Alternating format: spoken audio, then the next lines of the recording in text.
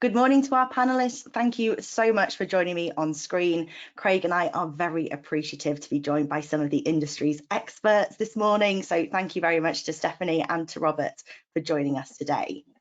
Our focus in this morning's webinar is inflation, affordability, and how it's been impacting the mortgage market. And we know inflation is at a 40-year high and mortgage interest rates have been increasing. And we are about to see a generation of homeowners who have never experienced a rising rate environment before and are about to potentially see some of their mortgage payments going up. And for first-time buyers, we know that this environment is only going to be more challenging and present even more potential issues. So my first question to the panelists today is, what impacts or challenges do you expect to see from the first-time buyer customers as cost of living, stamp duty, house prices are all beginning to increase? So Steph, let me come to you first on that one. Thanks, Eloise. It's a massive topic, isn't it? And I think we could probably talk for ages on this. It's an area that actually SBG, so Sesame Bank Group, have been really actively focused on, and I know we've been working with you as yourselves and Craig on that as well. I think actually it's becoming a bit of a perfect storm for first-time buyers, isn't it, at the moment? So you've got the economic headwinds that you're just talking about there, but also we've got Help to Buy ending next March. So the one solution, I suppose, actually sort of provided options for first-time buyers is going. So what do they do after that, I suppose, is the question.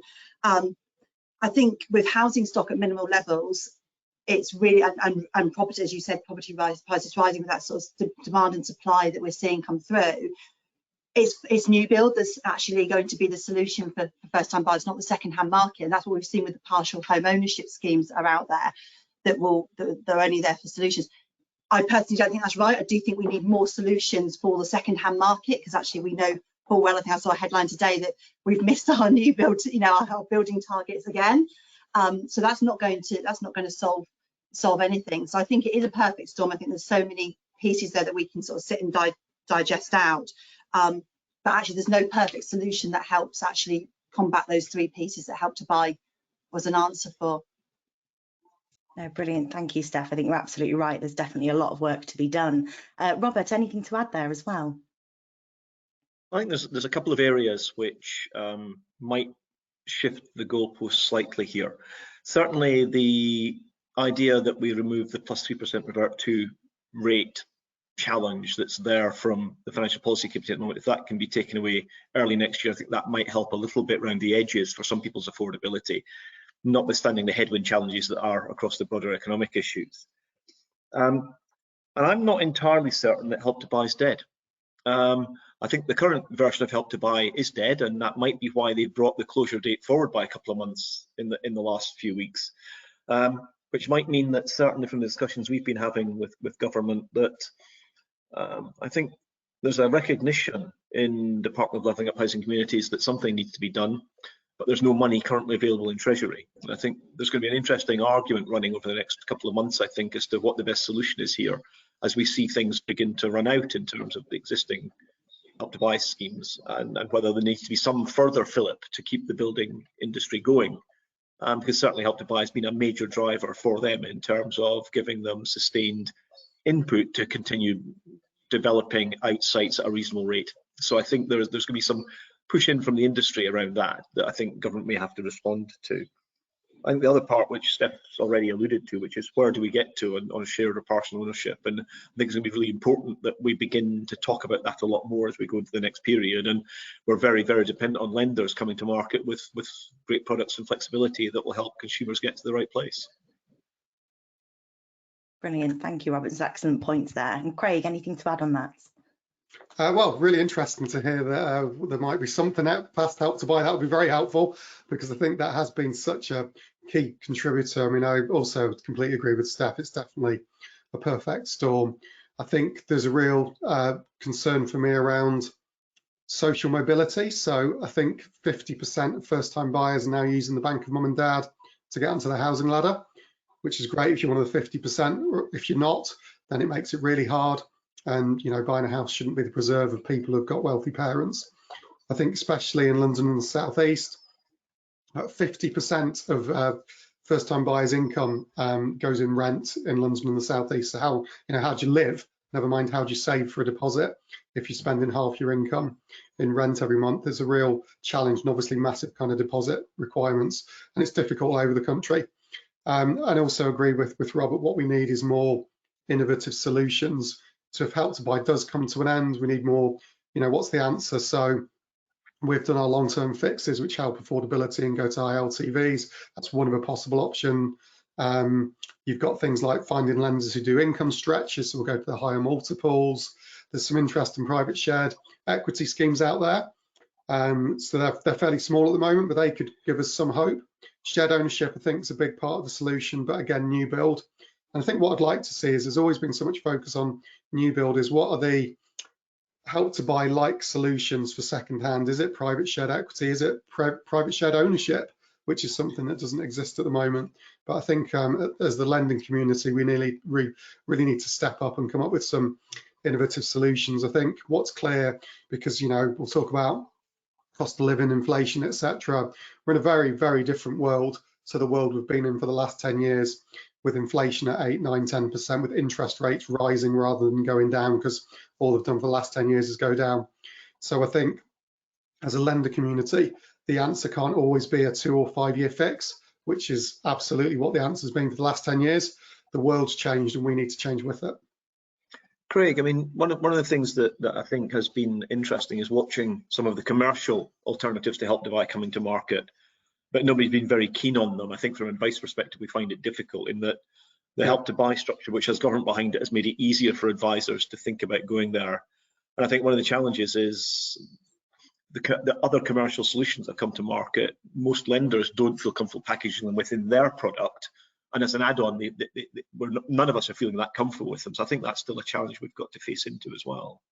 No, I agree, because it's definitely more challenging, and things like some of the private shared equity, potentially the customer gets a first charge from one lender, a second charge from another lender. The broker's got to advise on that. That's difficult. And there's some interesting things being worked on. So we're working with Market Mortgage, which is a new build solution. And the great thing about that when it comes to market is that is just a 95% new build loan for the customer, one loan for the customer, one loan for the broker to advise on. In the background, it gets split into separate loans, but that's of no kind of concern for the broker or the customer. So that's potentially a nice solution because it avoids that complexity. But yeah, there's definitely some challenges out there. It is complication, but also there's complication from an advisor perspective on how do they advise, where does that advice liability sit. There's also, it's complicated for the customer to understand. It's not as simple as Help to Buy. It's a similar concept, but it is different. And some of these schemes are actually quite expensive. So is that also the right solution for a customer based on their circumstances? So is shared ownership a better solution potentially? Really good discussion there, guys. Absolutely. Lots of things in the market are changing, both from a lender's perspective on how we're going to be looking at things, and lots of things in the pipeline for us to look forward to. But there's also been lots of changes in terms of cost of living for customers. So in the last 24 months, about 6% of the UK has missed an unsecured payment. So that's about 3.2 million people.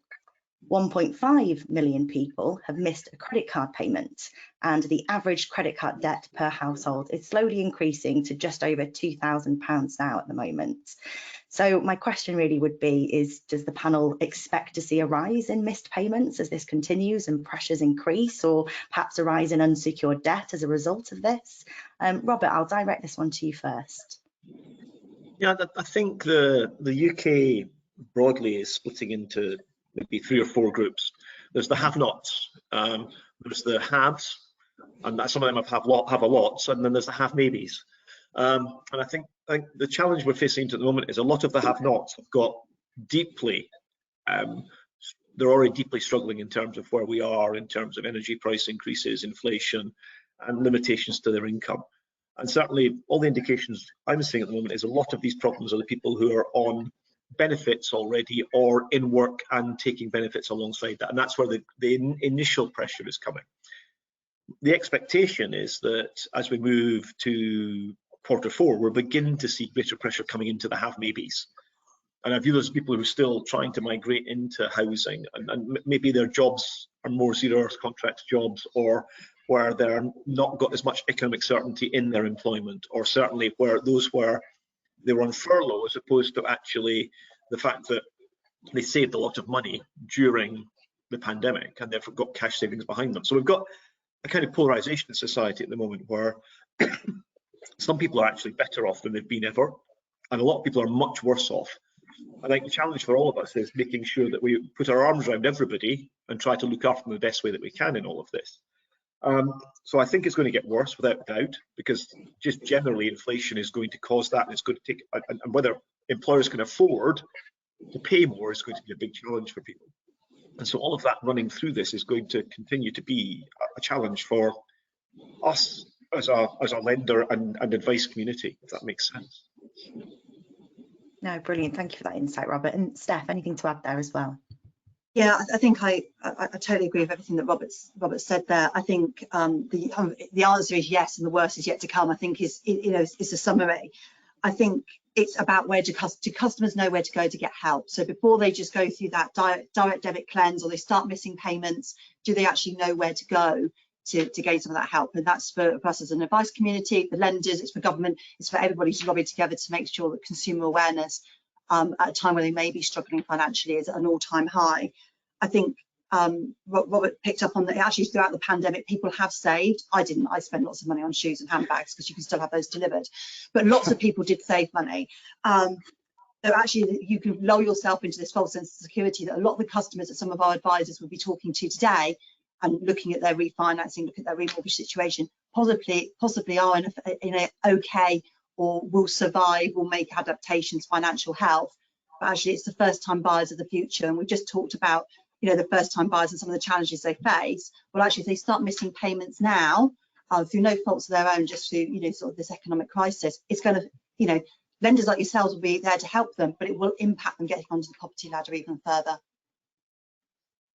Absolutely. No, thank you for that, Steph. And Craig? Well, first thing I'd say, Steph, I'm sure you haven't bought handbags. I'm sure you've invested in handbags. So that's a better description. It's an investment, not a purchase. So yeah, I mean, obviously I agree with everything that's been said, and I think it's much broader than just credit blips. I mean, I think just the world's got a lot more complex. So, self-employed, for instance, all the lenders are dealing with things like bounce back loans, furlough payments, etc. There's one of the big high street lenders came out in the last couple of days and said they won't accept those anymore as part of the customer's income. So there's all those kind of things. So whether you've had credit blips or whether you're self-employed, there's lots of new complexities that lenders are trying to deal with, also whilst trying to keep up with inflation and reflect correct inflation figures in our affordability and scorecards, etc. So the world has just, I think, generically got far more complicated, which is good for a specialist lender such as ourselves, because that tends to lend itself to specialist lenders. So I think it's important that kind of advisors try and keep up with the different solutions out there. But I think, yeah, there's definitely lots of challenges for customers. But actually, I think from the broker's point of view, that is a real advantage, because customers more than ever need a broker to help them navigate them through the maze, because they can't find their own solutions. You can't go to an aggregator and find out what to do and get taken through a process if you've had a credit blip, if you're self-employed. So I think every year the market moves more and more to an advised. Most of the market goes advised. I think buy-to-let's over 90% it goes through a broker. I think going for consumers go into a broker, I think 70-80%. And I think that really shows the power of a broker. And actually, all these challenges we're talking about today is why people need to go and see a broker, because they can't get this help going online, probably going direct to the bank. They're not going to get this kind of assistance. And it just really underlines the ability and the importance of mortgage brokers. Excellent. Thank you, Craig. Could not agree more. Well, our next question, and I'm sure all our panelists and a lot of our attendees listening today will have experienced this. I am normally in a jumper wrapped up when I'm at home. With the cost of fuel prices going up, we've all been experiencing the pressure. Do you think that the government's proposed EPC changes for the buy-to-let landlord side will help landlords pass on savings to their tenants? Will that allow for us to, when customers are improving their EPC ratings, to help save on those fuel costs, offer a solution for affordability for customers and lenders alike? Steph, what are your thoughts on that? So this is a massively important issue, isn't it? I think we could discuss for hours. You know, and property stock, if we reduce the CO2 emissions coming from our property stocks about sort of 29–30%, you know, it will, you know, it makes more of an impact than all the cars, you know, it was all moving to electric cars, etc. So we've got to do something. So completely support the proposed EPC changes. I think from a landlord perspective, to actually answer your question, Eloise, I think it's difficult, isn't it? I think there's a cost implication to landlords improving the property. What we're seeing is a lot of landlords actually buying at the moment. They're buying new stock. They're buying properties that are D rated and need minimal work to get to a C, or they're buying C. But they're not looking to make. I'm not saying this is carte blanche, but they're not looking to buy B and A properties at this moment in time. And how much work does it take to get from E, D to C? We've all read different reports where it could be anything from 3, 8, 10, 20 grand, depending on the property that you're buying. But, you know, ballpark, if you said that's sort of anywhere between 3 and 10 grand on average, where does that money come from for the landlord to do that work? And will they then take that cost and pocket that cost themselves, or will they pass that on in rising rents to the tenants? Now, a tenant will potentially see if there's solar panels or more effective heating. They'll obviously see the benefit in their monthly bills and their energy utility bills. But, and again, you know, Craig and Robert might disagree with me, I expect we'll probably see landlords do the work and then increase the rent payment to tenants to cover. I might be wrong. I'm seeing you nod there as well, Robert. Anything to add on that front? Well, I think the whole green agenda, particularly in terms of retrofit of UK residential property, is going to be one of the biggest challenges we face into over the next 20 years. And this is not a next year or a year after. I mean, that's when the impetus will start to grow. But this is a 20-year agenda to be zero carbon by 2050. I think the landlord challenge in particular is an interesting one, in that we've had proposals out from the government for some time, and we're still waiting for the final rules that dictate what lenders have to do and effectively what landlords are going to have to do by what date. But certainly there's some certainty with regard to the fact that, you know, there will be limitations on allowing new tenants in or new tenancies after certain dates. So that's a given. It's just which dates we end up with here. The challenge, I think, is what is the broker's role in all of this for me? And I think one of the things that Amy is working on together with UK Finance, the Building Society Association, the Intermediary Mortgage Lenders Association, we should be addressing this as an industry together to make sure that we've got one voice in one structure. And Steph says to me, who's working together with other distribution groups, and if you won't mind me saying, they're working together with Legal & General and Simply Biz to try to work this all through together as a partnership. Because this should not be about competitive advantage. This should really be about how we solve a fundamental issue that we're all facing into as a society. So we're working together, and there's a lender handbook which produced by the Green Finance Initiative, which any lenders will have been looking at for some time. We've now in negotiation with them to produce a broker handbook that looks similar, and we'll produce a consumer handbook loading off the back of that to help educate. And Amy's intention is to drop that out there as free to use for anybody and everybody who wants to look at it. Because we think that from a broker perspective, this whole EPC issue and moving to green and zero carbon will be fundamental, the broker being involved in that.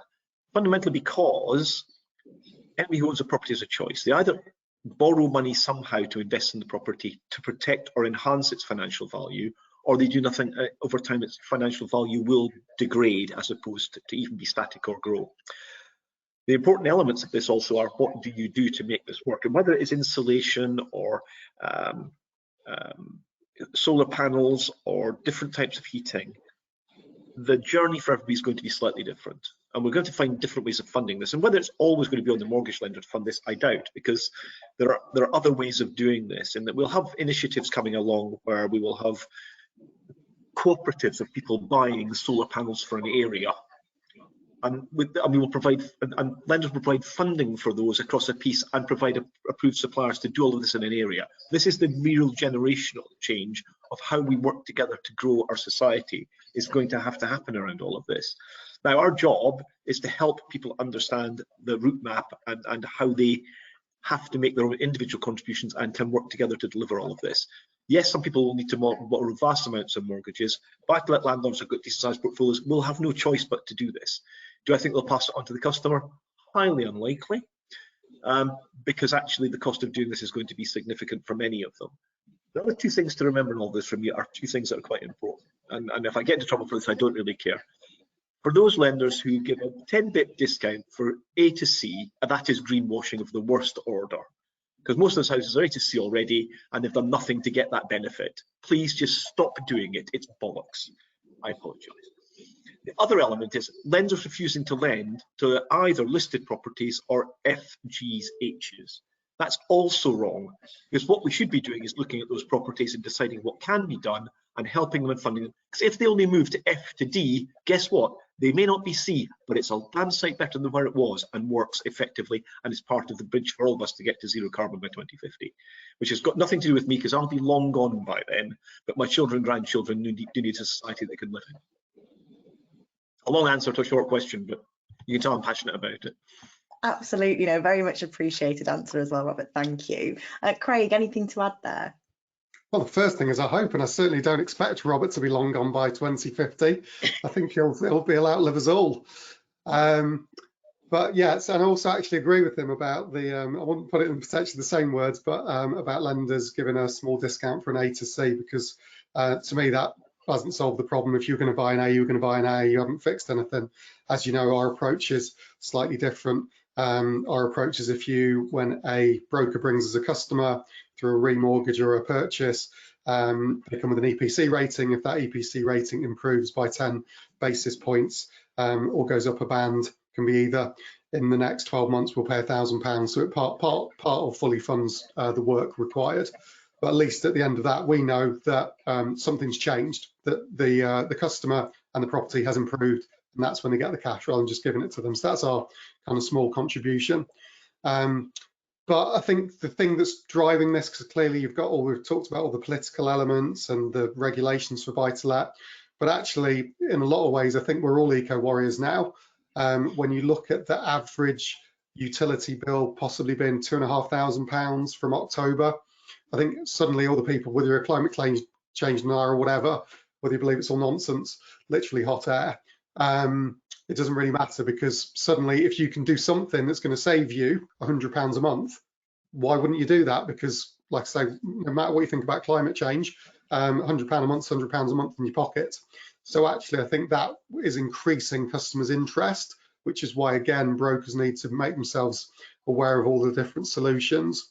But the benefit of that, and this is obviously more than buy-to-let, this is for residential households as well. I think where, again, lenders need to step up, and we're not there at Kensington yet.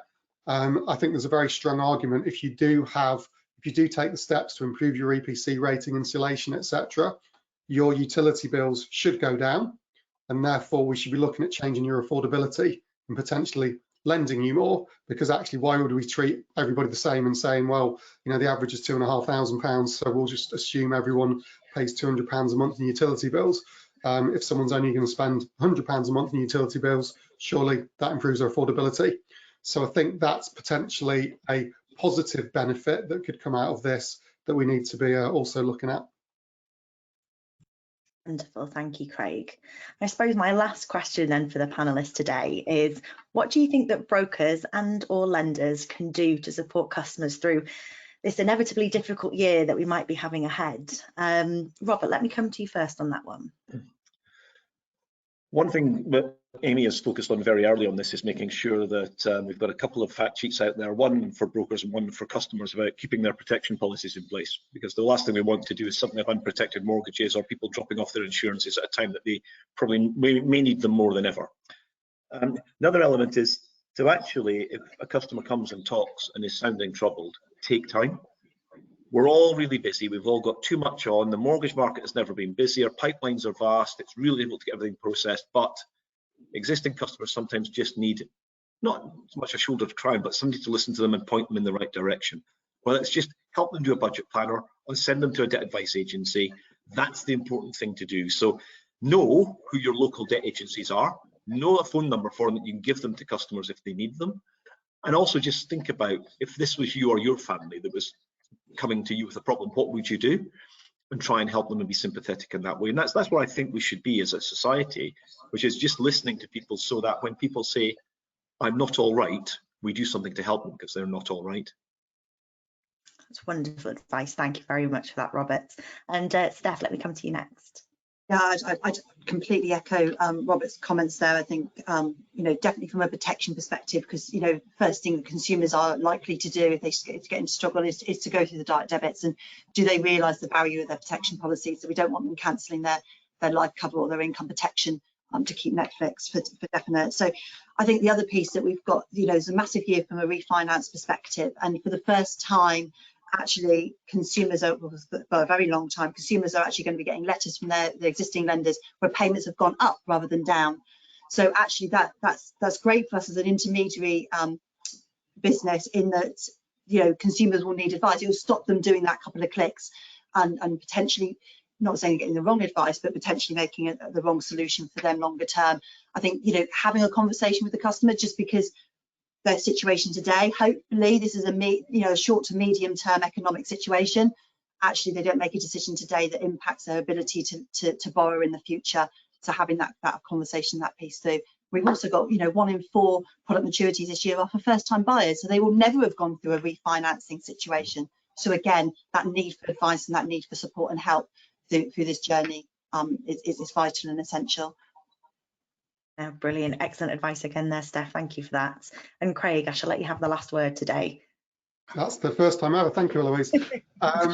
So yeah, I mean, just to really reiterate what the guys have said, I think it's definitely a challenging market. There's consumers are facing lots of challenges.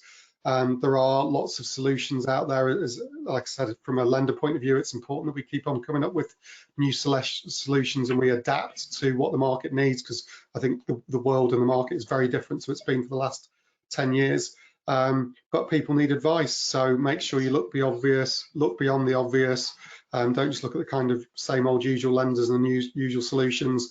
It definitely takes more time, more effort to keep up to speed with all the various solutions and initiatives, but there is kind of help out there. So just keep close to your BDMs, keep close with new innovations, and let's all, you know, keep talking to each other. Wonderful. Thank you so much, everyone. And that brings us to the end of the questions today. So hopefully that's provided some insight for the intermediaries that are watching this morning. But just wanted to say a huge thank you again to Steph and to Rob, and of course Craig as well, for joining us this morning and sharing their thoughts. So thank you.